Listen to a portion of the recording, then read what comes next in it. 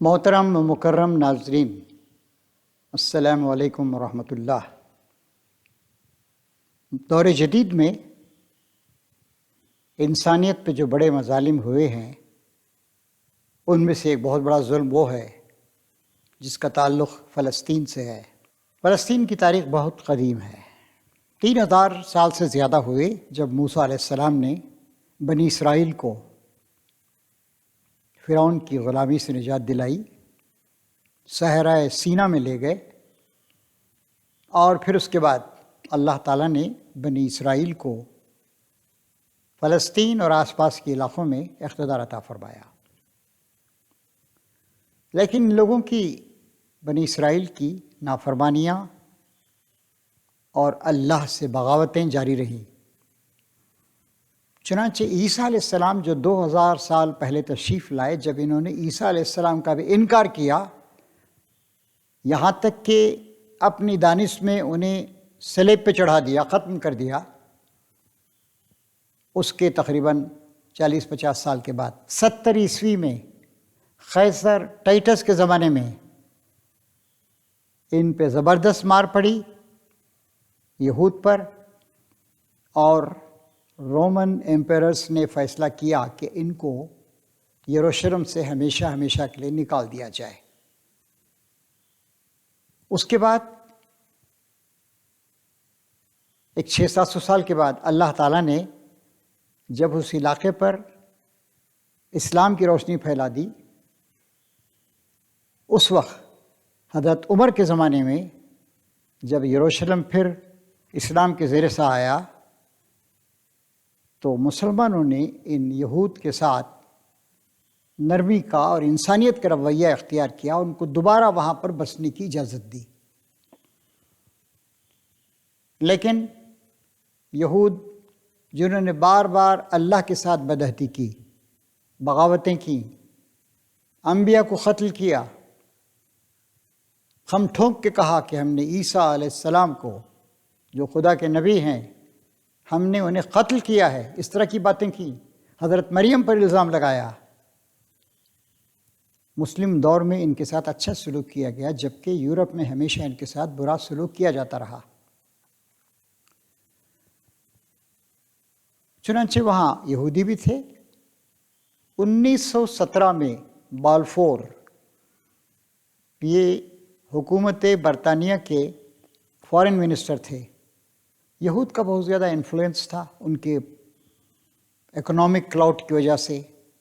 انہوں نے ان سے وعدہ کیا کہ وہ ان کو ایک ہوم لینڈ دیں گے جو ان کی اپنی سرزمین ہوگی۔ چنانچہ 1948 میں اسرائیل کا قیام عمل میں آیا۔ اس کے پیچھے امریکہ، برطانیہ اس وقت کی بہت بڑی قوت، اور فرانس وہ بھی ایک قابل قدر قوت رکھتا تھا، اور رشیا، ان سب نے مل کر اقوام متحدہ پر دباؤ ڈال کر اسرائیل کی ریاست بنا دی۔ عرب بہت ہی منتشر تھے، کمزور تھے، انہوں نے مقابلہ کیا لیکن ناکام ہو گئے۔ پھر اس کے بعد اس وقت صورتحال یہ تھی کہ غیر منقسم انڈیوائیڈڈ فلسطین میں یہودی 7% تھے۔ 1917 کے بعد انہوں نے جگہ جگہ سے، دنیا بھر سے یہودیوں کو لا کر وہاں جمع کرنا شروع کیا، یہاں تک کہ اچھی خاصی تعداد ان کی ہو گئی۔ 1948 میں جب اسرائیل بنا، اس وقت بھی اسرائیل کے بہت بڑے حصے پر ان کو اقتدار دے دیا گیا، اور وہاں سے مار کر، کھدیڑ کر، قتل عام کر کے عربوں کو نکالا گیا جو مسلمان تھے۔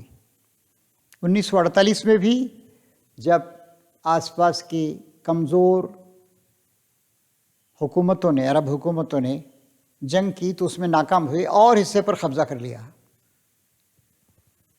1968 میں جنگ ہوئی، اس میں اور حصے پہ قبضہ کر لیا۔ پھر اس کے بعد انہوں نے مختلف معاہدوں وغیرہ میں کہا کہ اچھا ہم ان بیچارے فلسطینیوں کے لیے ایک مملکت الگ سے دے دیں گے، آزاد ملکیت، لیکن آج تک اس پہ عمل نہیں کیا۔ بدترین قسم کے مظالم وہاں پر ہوتے ہیں۔ فلسطین کے جو لوگ ہیں فلسطینی، وہ تھوڑے سے پیسے مختلف دنیا کے ممالک دیتے ہیں، اقوام متحدہ اور کچھ ممالک، اس کی بنیاد پر وہ زندہ ہیں، اور ذلت اور مسکنت کی بات یہ ہے کہ ان کو اسرائیل کی فیکٹریوں میں کام کرنا پڑتا ہے اپنا رشتہ حیات برقرار رکھنے کے لیے۔ تو بہت بڑا ظلم۔ ہمارا قبلہ اول،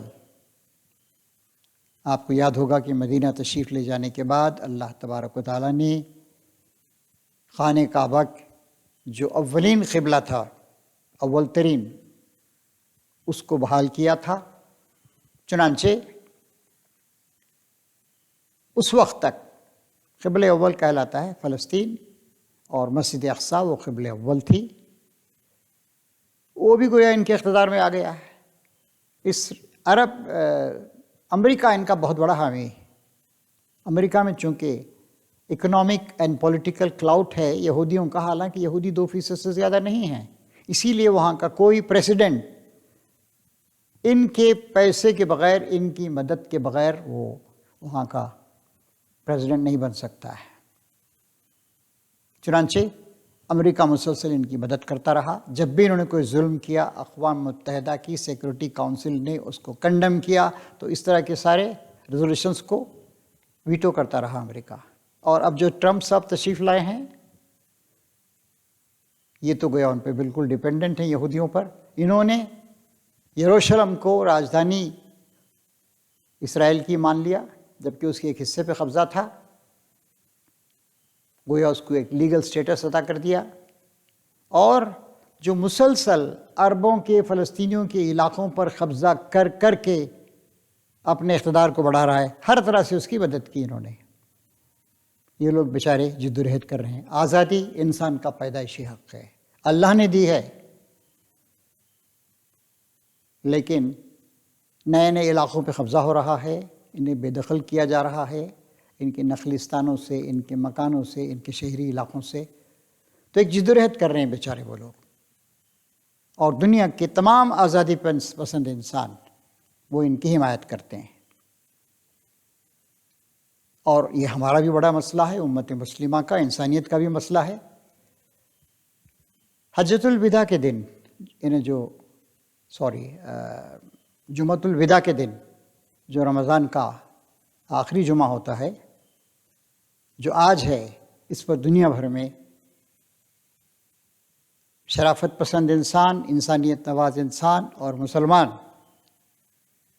جن کا ایک اپنا بڑا مسئلہ ہے، احتجاج کرتے ہیں۔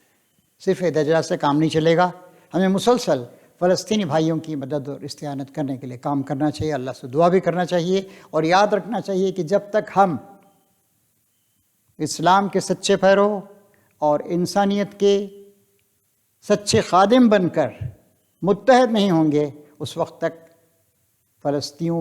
فلسطینیوں پر مظالم کا سلسلہ ختم نہیں ہوگا۔ آئیے آج کے دن ہم دعا بھی کریں اور امت مسلمہ کو مضبوط کریں، تاکہ امت مسلمہ ایک خیر پسند قوت بن کر دنیا میں آگے بڑھے اور ہر طرح کے مظالم کا خاتمہ ہو۔ دنیا کے کسی بھی گوشے میں کیوں نہ ہو رہے ہیں وہ، تو طاقت کی بھی ضرورت ہوتی ہے۔ عصا نہیں تو کلیمی ہے کار بے بنیاد، اور اس کو اپنے مخصوص عوامی انداز میں اکبر الہ آبادی نے کہا ہے کہ زور بازو نہیں تو کیا اسپیچ، ہاتھ بھی دے خدا زبان کے ساتھ۔ آئیے ہم متحد ہوں، آئیے ہم حق کے علمبردار بنیں، آئیے ہم ساری انسانیت کے سچے خیرخواہ بنیں، اور اس پوزیشن میں آئے کہ کسی قسم کا کوئی ظلم کہیں پر نہیں ہو۔ اللہ تعالی ہماری مدد فرمائے۔